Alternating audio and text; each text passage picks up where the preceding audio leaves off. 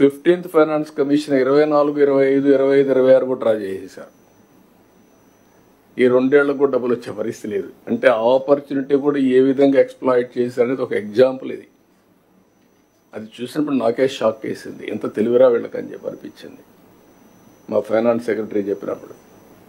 అంటే ఇప్పుడు ఒక పక్క సూపర్ 6 ఇచ్చాం, ఒక పక్క గవర్నమెంట్ రన్ చేయాలి, ఒక పక్క FRBM రిస్ట్రిక్షన్స్ ఉన్నాయి. కానీ ప్రజలు ఇచ్చినటువంటి విజ్డమ్ ఏంటంటే ఒక రైట్ డెసిషన్ తీసుకున్నారు. ఆ రైట్ డెసిషన్ 21 మందిని గెలిపించడం. నేను కానీ, పవన్ కళ్యాణ్ గారు కానీ, నరేంద్ర మోడీ గారు ప్రధానమంత్రిగా మేము ప్రజలను అప్పీల్ చేసినప్పుడు ప్రజలను నమ్మి మా మీద విశ్వాసం పెట్టారు. అది ఈరోజు కేంద్రంలో వెంటిలేటర్ పైన ఉండే రాష్ట్రానికి ఆక్సిజన్గా వాళ్ళు సప్లై చేసే పరిస్థితి వచ్చారు. కొంతవరకు నిలదొక్కునే పరిస్థితికి వచ్చాం. ఇవి ఒక ఎత్తు అయితే, ఇంకొక పక్కన భూ కబ్జాలు హాంట్ చేస్తున్నాయి. 60% of complaints are land grabbing or accounts mark చేయడం, 22A మార్క్ చేయడం, ఇవన్నీ కూడా 60% ఇవే ఉన్నాయి.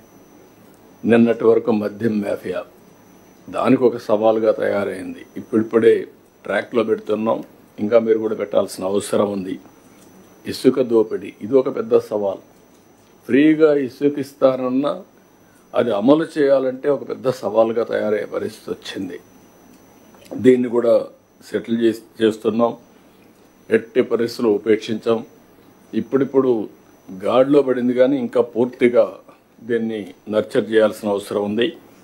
ఇంకో పక్క గంజాయి, నేను ఇప్పుడే చెప్పాను, మొత్తం ఎక్కడికక్కడ రాష్ట్రం మొత్తం గంజాయి కానీ, ఇంకో పక్కన డ్రగ్స్ కానీ చాలా భయంకరంగా ఉండే పరిస్థితి వస్తూ ఉంది. ఏ నేరం జరిగినా దాని వెనకాన మళ్ళా గంజాయి బ్యాచ్ ఉండే పరిస్థితికి వచ్చారు. ఇంకో పక్క ఎర్ర చందనం కూడా స్మగ్లింగ్ జరగడం, అది కూడా పెద్ద పెద్ద స్మగ్లర్స్ తయారు చేయడం. ఈరోజు ఇవన్నీ అయిపోయిన రేషన్ బియ్యం నేను ఎప్పుడూ ఇంత ఊహించలేదు.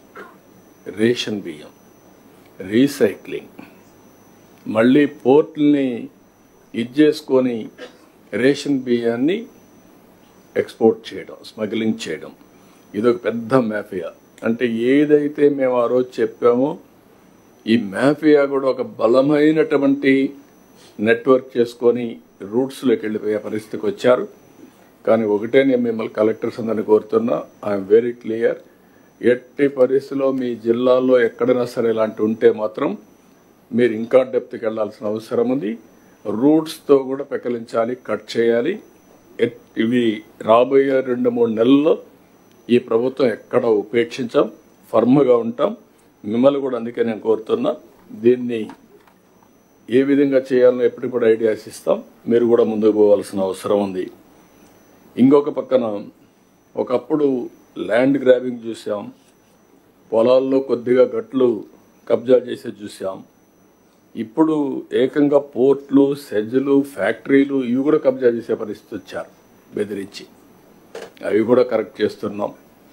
ఎప్పుడు కూడా ఒకసారి తప్పు జరిగితే మళ్ళా ప్రజాస్వామ్యంలో దీన్ని కరెక్ట్ చేస్తారని నమ్మకం కలగాల్సిన అవసరం ఉంది, విశ్వాసం కల్పించాల్సిన అవసరం ఉంది. డెఫినెట్గా ఇలాంటి సెటిల్మెంట్స్ ఎక్కడే జరిగాయో అందుకే కొత్త యాక్ట్ కూడా తీసుకొచ్చాం. ఏదైతే ల్యాండ్ గ్రాబింగ్ యాక్ట్ కూడా తీసుకొచ్చాం. చాలా ఏదైతే ల్యాండ్ కబ్జా చేస్తే ఎవరైతే కేసు పెడతామో వాళ్ళు ప్రూవ్ చేసుకోవాలి. ఒకప్పుడు అట్ట కాకుండా డిపార్ట్మెంట్ ప్రూవ్ చేసుకునే పరిస్థితి ఉంది. ఇప్పుడు యాక్ట్ కూడా పకడ్బందీగా వచ్చింది. దీనికి పర్ఫెక్ట్గా మీరు వర్కౌట్ చేయాల్సిన అవసరం ఉంది. అదే మరి మీరు ఇవన్నీ కూడా పాత వాసనలు ఇంకా హంట్ చేస్తున్నాయి. ఇంకా కూడా అక్కడక్కడ నేను కూడా ఎంత మ్యాక్సిమం ప్రయత్నం చేసినా ఒక డిసిసివ్గా ముందుకు పోయిన ఒక చీఫ్ మినిస్టర్గా అక్కడక్కడ ఇంకా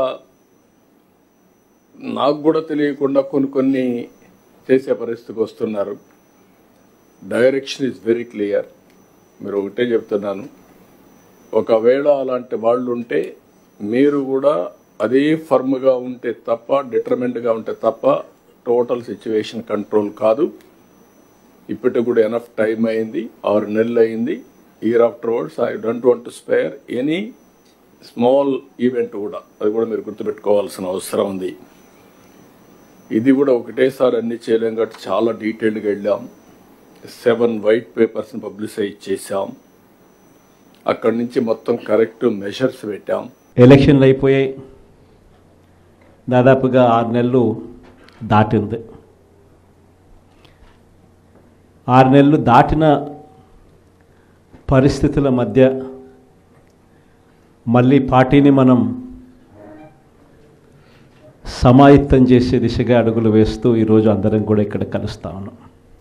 ప్రజలందరూ కూడా ఈరోజు నిలదీసే పరిస్థితిలోకి ప్రజలంతా వస్తూ ఉన్నారు. ఏమైనా 15,000 అని చెప్పి చిన్నపిల్లలు అడుగుతూ ఉన్నారు.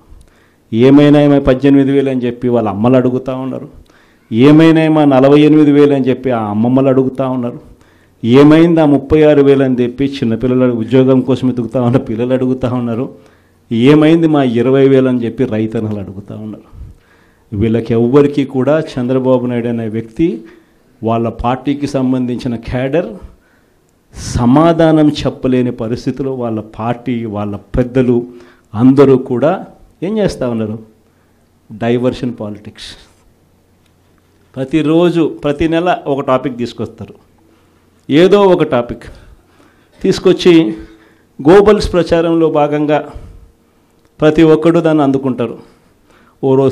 ఓసారి తిరుపతి లడ్డు అంటారు, ఇంకొకసారి జూన్లో ఋషికొండ భవనాలు అన్నారు, జూలైలో శ్వేతపత్రాలు మదనపల్లి ఫైల్స్ అన్నారు, ఆగస్టులో ముంబై నటి నా పేరేం పేరు కాదాంబరి అన్నాడు, సెప్టెంబర్లో ప్రకాశం బ్యారేజ్ని బోట్లతో ఢీకొట్టి గేట్లను పడగొట్టాలని చెప్పి మనం ప్లాన్ చేసినామని అంటాడు. అక్టోబర్లో సరే ఇంకా ఎట్టాగ మీరు అంతా చూశారు, నా కుటుంబాన్ని తీసుకొచ్చినాడు. నవంబర్కి వచ్చేసరికి బడ్జెట్పై దృష్టి మళ్లించడానికి 14 లక్షల కోట్ల అప్పులు అని చెప్పి, డిసెంబర్లోకి వచ్చేసరికి ఇప్పుడు కొత్తగా మీరు అంతా మనం చూస్తూ ఉన్నాం, రేషన్ బియ్యం అంటానండి. ఇప్పుడు కొత్తగా కనిపిస్తూ ఉందా రేషన్ బియ్యం అని చెప్పి. ఇప్పుడు నాకు నిజంగా ఆశ్చర్యం అనిపిస్తుంది ఆ రేషన్ బియ్యం కథలీలు చెప్తా ఉన్నప్పుడు. ప్రభుత్వంలో ఎవరున్నారు అని, ప్రభుత్వంలో మనం ఉన్నామా, ప్రభుత్వంలో వాళ్ళు ఉన్నారా అని నాకు అర్థం కాల. 7 నెలలు అయిపోయింది, దాదాపుగా 6.5 నెల అయిపోయింది వాళ్ళ ప్రభుత్వం వచ్చి. 6.5 నెల 7 నెలలు అవుతూ ఉంది వాళ్ళ ప్రభుత్వం వచ్చింది. ఎమ్మెల్యేలు వాళ్ళు, మంత్రులు వాళ్ళు, కలెక్టర్లు వాళ్ళు, జాయింట్ కలెక్టర్లు వాళ్ళు, పోలీసులు వాళ్ళు, ఎంఆర్ఓలు వాళ్ళ అధికారులే, చెక్ పోస్టులు వాళ్ళవి, అన్నీ వాళ్ళవే. ఎన్ని దాటుకొని మళ్ళీ పోర్టుకు వచ్చింతే పోర్టులో కస్టమ్స్ అధికారులు, పోర్టులో సిఐఎస్ఎఫ్ పోలీసులు, ఇవన్నీ కూడా వీళ్ళు పొత్తులో ఉన్న కేంద్ర ప్రభుత్వం మనుషులు. మరి ఇవన్నీ దాటుకొని ఏదైనా మెటీరియల్ బోటులోకి పోగలుగుతుందా? ఆశ్చర్యం ఏమిటంటే ఈయన పోయిన బోటు పక్క బోటే ఫైనాన్స్ మినిస్టర్, ప్రస్తుత ఫైనాన్స్ మినిస్టర్ పయ్యావుల కేసు వాళ్ళ సొంత వియ్యంకుడిది, శ్రీనివాసరావు గారిని సొంత వియ్యంకుడిది, పట్టాభి రైస్ ఎక్స్పోర్ట్స్. ఆయన ఎక్స్పోర్ట్ చేస్తున్నాడు పక్కన, అదే పోర్ట్లోనే పక్కన. అడిగిపోడు దీంట్లోకి వచ్చి మాట్లాడతాడు. నాకు ఆశ్చర్యం అనిపించింది, అసలు ఏందిరా నాయన ఇది, ఎవరు ప్రభుత్వంలో ఉన్నాము, ఎవడు చేస్తూ ఉన్నాడు అని చెప్పి. వైఎస్ఆర్సీపీలో మన కార్యకర్తలు మనోళ్ళందరూ వ్యవస్థీకృత నేరాలంట. అసలు వ్యవస్థీకృత నేరాలు చేస్తూ ఉండేది ఎవరు?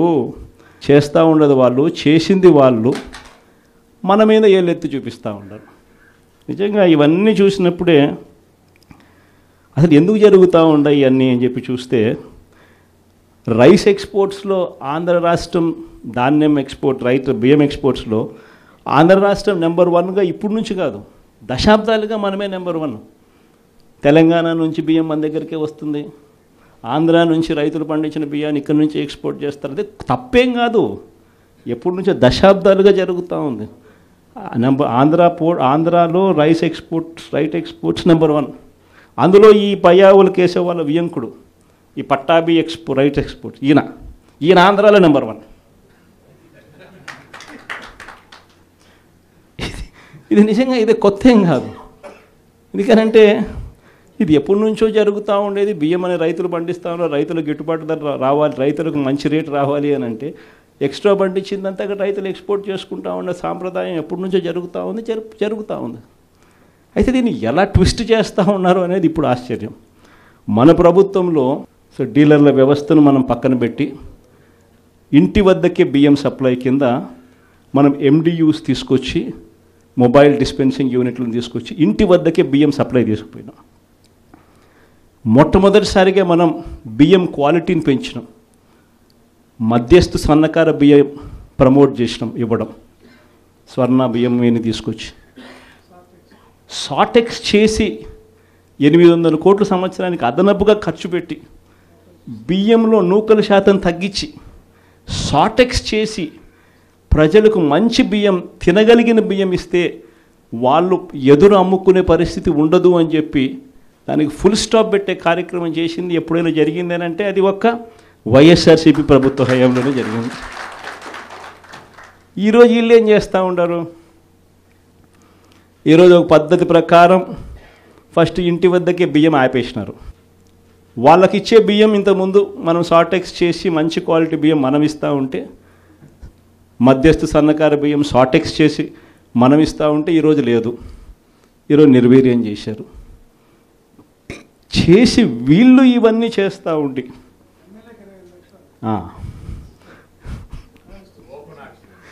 చేసి వీళ్ళు ఇవన్నీ చేస్తూ ఉండి వీళ్ళ వల్ల, వీళ్ళ తప్పిదాల వల్ల ప్రజలకు నాసిరకం బియ్యం సప్లై కావడం వల్ల, ప్రజలకు సరిగ్గా బియ్యం సప్లై చేయకపోవడం వల్ల ఇది రివర్స్.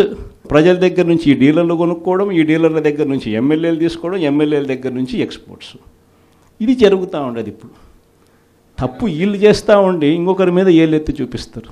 మన హయాంలో దళారీ వ్యవస్థను పూర్తిగా తీసేసి ప్రతి రైతుకు కనీస మద్దతు ధర ఖచ్చితంగా వచ్చేట్టుగా ఆర్బీకేలే వాళ్లకు పేమెంట్ స్లిప్స్ ఇచ్చేట్టుగా మన ప్రభుత్వంలో జరిగితే, రైతుకు ఏ మిల్లుకు తాను పోవాలి అనేది పూర్తిగా పక్కన పెట్టేసి పలాని మిల్లుకే మీరు పోవాలి అనేది తీసేసి రైతుకు మిల్లర్కు సంబంధం లేకుండా చేసిన పాలన మంది.